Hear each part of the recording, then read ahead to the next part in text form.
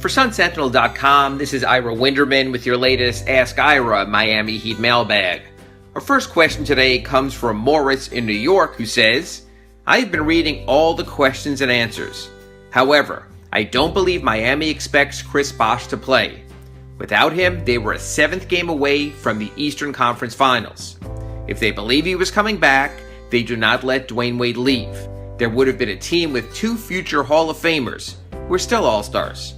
I firmly believe the Heat's moves were motivated by them not believing Bosh would return.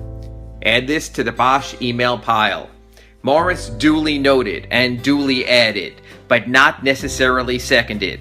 There simply are too many moving parts with Chris Bosh's situation to build any type of future around the ultimate outcomes.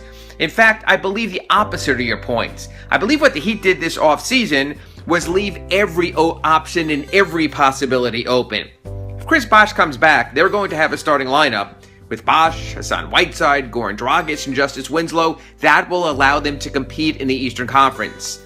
And if Chris doesn't come back, they're going to have a youthful lineup with Whiteside and Winslow and Josh Richardson, Tyler Johnson, enough youth they also can build to the future.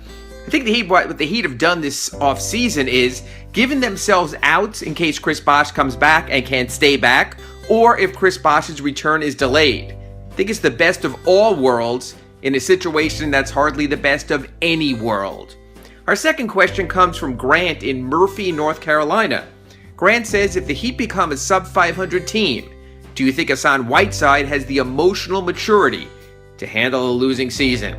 Grant, I'd put it this way. They better find out, because when you give a player $98 million, you better have the emotional maturity to handle any situation. And I think that's what the Heat still need to find out from Hassan.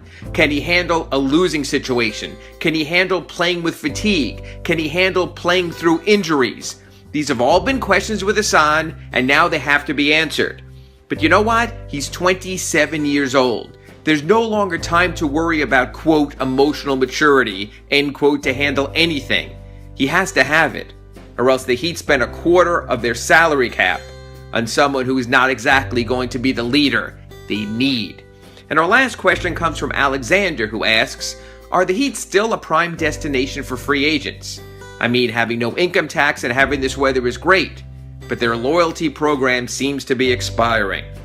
And I put it this way, when it comes to the future of Eric Spoelstra and Pat Riley and where they're going to take this franchise, free agency is over, and that's not going to become an impact factor again until next July 1, assuming there's not going to be an NBA lockout.